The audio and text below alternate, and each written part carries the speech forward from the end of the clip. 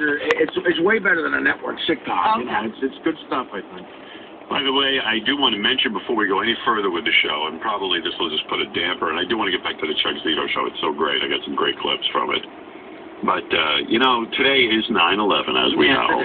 And the Daily News did something that I thought was really incredible. It drives home how horrible this 9/11 is. And let me say something. You know, as the years go by, 9/11 will get reduced in people's minds. It will. This is almost human nature. Things. Well, the people who come after us won't have lived through that day, number one, or they'll have been too young for it to have a great impact. And never forget, this was not, and the editorial board of the Daily News pointed this out. This was not like a hurricane or the New Orleans, you know, a disaster. This was not a natural occurrence. What this was an act of war. And because I'm against the war in Iraq, don't think I'm against war. We are at war. I mean, nobody likes war, but I don't forget that we're at war. You remember the broadcast we did on 9/11, and I'm not going to play it again this year because we've done that. And, you know, maybe at some point it gets numbing. I don't know. I don't know the right thing to do there. But this was an act of war perpetrated by real people who are still out there.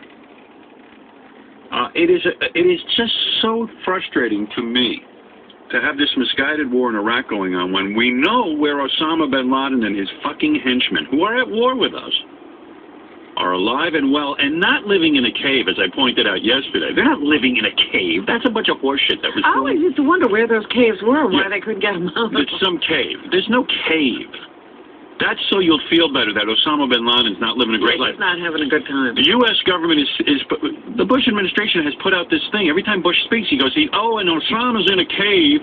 And then they put out this horse shit that he's on dialysis. So you get this picture of a guy living with a bunch of bats. Yeah, and where do you get a cave that's rigged up for dialysis anyway? Right, and he's shaking, freezing cold, and he's got some dirty needle in his arm as he's trying to get his dialysis. He would have been dead already if that was the case. Right. It makes you feel better that, okay, maybe we haven't caught him, but the man is suffering. Because he's actually getting younger from the taste. Yeah. Our impression was he was suffering in this cave, and he can't get good medical treatment, and he's in terrible pain, and you know what? It's almost a fate worse than death, this isolation he is under because we're almost on his trail, you know, hiding in a cave.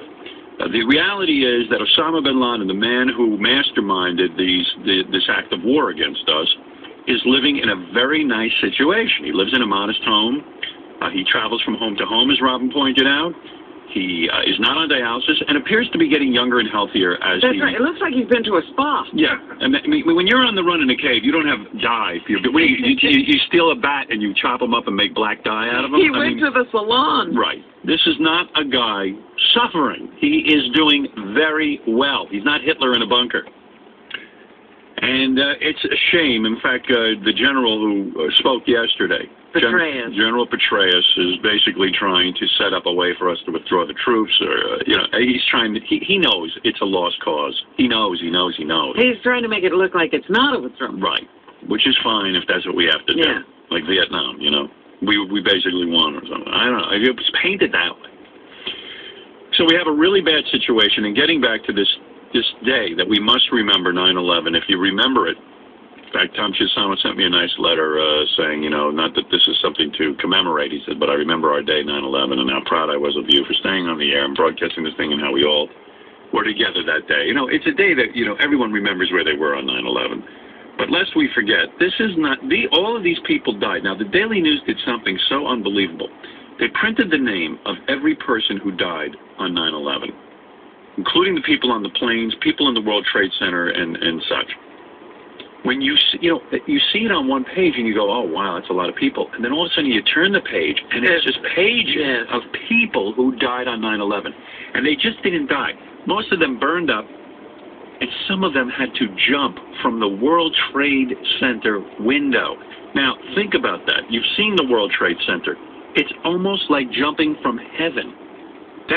Can you imagine the panic in somebody's mind as they make that decision? Do I burn up or do I just jump to my death? Don't forget the people on the planes who were terrorized. Right. and then had their planes fly into buildings. They lived through a hellish terror just before their deaths as well. How about the people sitting at a desk where one of the wings just like decapitates? Yeah. All those people who were killed on impact. You know. Well, you know, I went searching for the one guy I actually knew, I had a relationship with. I always looked to see his name, and there his name was J. Robert Magazine, who was a friend of mine from my high school years. I didn't know him from high school. I went to summer camp with him. We worked together in a kitchen. We worked at the same summer camp. But you were like high school age. High school age, yeah. And what a great guy. I mean, real nice guy. I had him on the show one time because we were kidding around because the girl who I thought was my true love, he was banging behind my back. You're kidding. No, remember Jay came in and he didn't even know I was banging her. I mean, he goes, "That was your girlfriend? Who knew?" She certainly didn't think she was your girlfriend. Oh, no. Remember I thought Robin was my girlfriend. Right. And she was with him, too? Yeah. So, I didn't know we had actually discovered the guy. Yeah, Jay Magazine. He died in the World Trade Center. The guy had a catering business here in Manhattan on the Upper West Side, and he was hired that day to cater, I guess, a lunch or a breakfast rather, for... maybe it was even Cantor Fitzgerald. I don't know. He was catering a meal for them. Oh, so he wasn't normally there. Never. Oh, what a horror that is, Yeah, and he perished at the World Trade Center. And you know, I never knew that. I never knew that you had a personal relationship with anybody there. Yeah, and Jay and I were, friendly. We hung out many a night. It really puts a face on it for you then. Yeah. I didn't realize you were that close to someone. I liked him. I actually looked up to him a lot. Yeah. He was a good guy, and he always said to me, "Howard, I want to go to New Paltz and get in the food and restaurant business." They had a program there, food and restaurant management. And that sounded interesting to me because at the time I was working in a kitchen. And I was contemplating it. I liked doing kitchen work. Really? Yeah, but he really liked it, and he went ahead and made a career out of it. And I just was sitting there this morning thinking, wow, God, back then, would he ever know that? Like, that whole catering thing would lead to being at this huge tragedy in American history. Right, it was a direct, that decision led him right there. But let us remember that this was an act of war. We are a nation at war. Unfortunately, we got into a misguided sort of part of the war. Well, you know what the really sad part of the misguided part of the war is? That it's exhausting the Army. It's exhausting the Army. It's exhausting... And it's depleting the National Guard. Right. And that's exactly what Osama bin Laden wants. And unfortunately, George Bush got us into a very strange situation in Iraq. We needed to be in Afghanistan to really set a shining example there. And as Robin says, it's depleted us to the point that we can't even finish the job over there. But Iraq, if Bush had announced we sent troops into Australia and invaded there, but it might have made as more much sense. sense. Yeah. At least we probably would have won. But we will all remember that we are at war, that this Osama bin Laden and his Al-Qaeda are fucking scumbags. They want us all to be followers of Allah and the Muslim way. They don't respect our freedom. They don't respect our way of life. They're jealous. And they hate us. And they want to kill us. And this wasn't the first plot against the World Trade Center, which is really the extra kick in the ass, too. It happened during the Clinton years, if you remember that. 93, right? Yeah, and it wasn't taken seriously.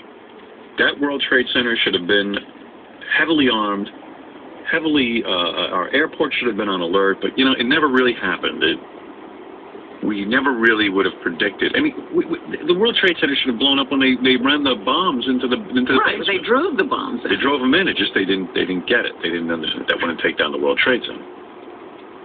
So let's not do a whole show today without remembering everyone who died at the World Trade Center and how sad it is that we haven't punished the so-called cave dweller Osama bin Laden, who is nowhere near a cave.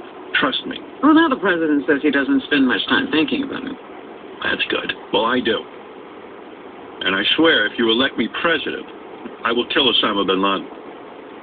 That's your one platform. I will send that guy over from the movie 300. Howard? Yes. Scott DePace just asked a question, and he wants to know, how do you have